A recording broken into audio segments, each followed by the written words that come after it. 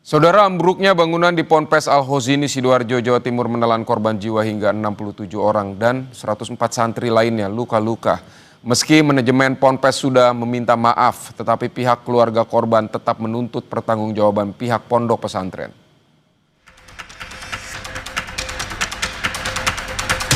Operasi pencarian korban ambruknya Ponpes Al-Khozini di Sidoarjo, Jawa Timur resmi ditutup. Total korban meninggal dunia mencapai 67 orang dan 104 santri lainnya luka-luka. Di hari terakhir evakuasi, perwakilan Pondok Pesantren Al-Khozini meminta maaf kepada seluruh keluarga korban. Kami menyampaikan bela sungkawa yang mendalam atas meninggalnya para santri.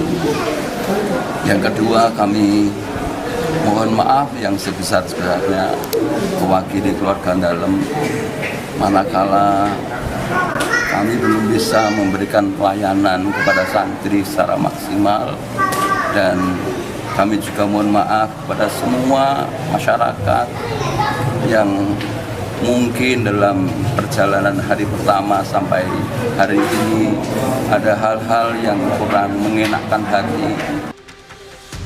Pihak keluarga korban ambruknya bangunan pesantren Al-Khozini Sidoarjo menuntut pertanggungjawaban pihak pondok pesantren. Keluarga menilai tragedi ambruknya ponpes perlu didorong proses hukumnya agar peristiwa serupa tidak terulang. Ya, keluarganya mendesak ya. Jadi ini harus ada pertanggungjawaban dari pihak yayasan atau pengurus lah ya yang mereka tuntut itu.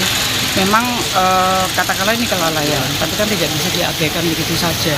Sebetulnya kan sudah jelas ya, itu ada pembangunan, renov atau apa, dan masih basah pun dengan kering pun itu kan masih dalam proses, tidak boleh dilakukan aktivitas. Maka kemarin kami sekeluarga sepakat menanyakan itu di pihak pengurus, tapi memang sejauh ini belum ada jawaban.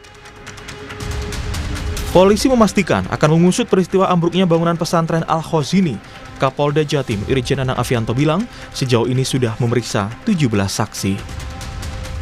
Tindak lanjut sampai sekarang ini, anggota sudah kami bentuk tim untuk melakukan proses penyelidikan dengan dasar dari laporan polisi.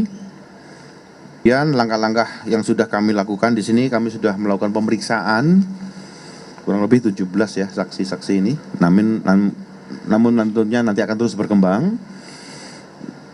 Dan kemudian pemeriksaan lanjutan pun juga kita akan minta beberapa pihak yang bertanggung jawab di dalam proses pengurusan Ponpes itu sendiri, dan kemudian permintaan keterangan ahli.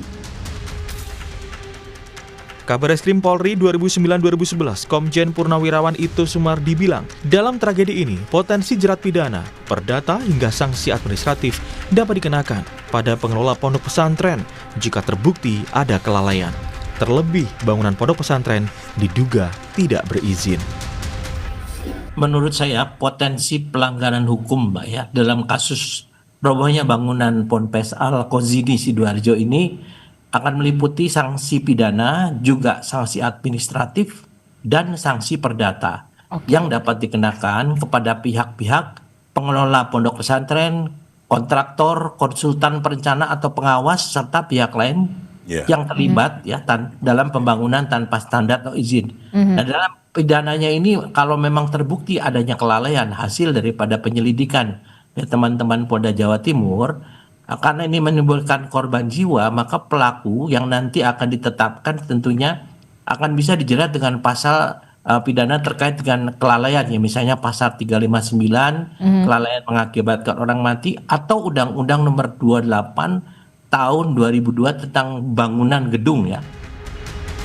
Tragedi ambruknya pondok pesantren di Sidoarjo, Jawa Timur menjadi alarm pentingnya keamanan dan keselamatan konstruksi bangunan di lingkungan pendidikan.